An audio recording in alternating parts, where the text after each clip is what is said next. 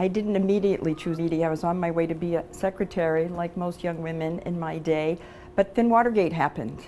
And I saw the power of the press and how important the press was to keep the government and corporations in checks and balances, so I decided I was going back to school.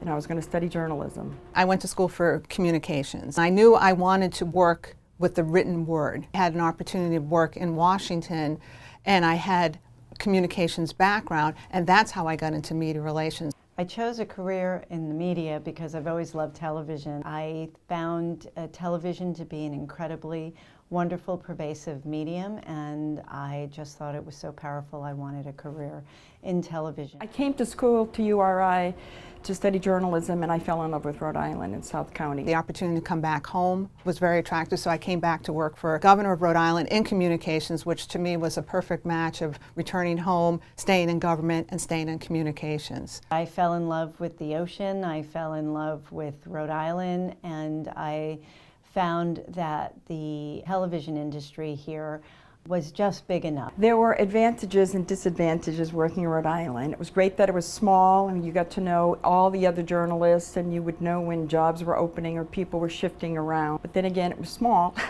so there were limited numbers of jobs too.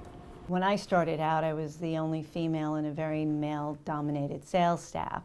And if I would come back having sold an advertising schedule, an advertising campaign, inevitably you'd have to hear comments that, well, you sold it because you're a woman, you sold it because the guy liked looking at you, and in reality I sold it because I was very smart and very creative. First job as a newspaper reporter, I had to cover the police, as I covered an entire town. So everything within the town I was covering. And the first day I showed up at the police station, they absolutely shut me down. They wouldn't let me see the records. They wouldn't let me see the police log, what had happened over the weekend. So they gave me a really hard time because I was a woman. Probably what we need to see more of is women owning these organizations, these newspapers, these television, because that seems to be where the male dominance is still happening here. Once we know women are owning these news organizations, then we might see a difference in how news is portrayed too.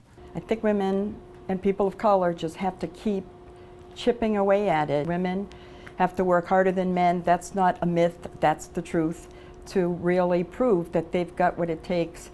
And we have to fight for equal pay because it's just not there. I think sometimes women tend to not have the self-confidence that they deserve. And just remember that you're remarkable, and if you do that, you'll succeed.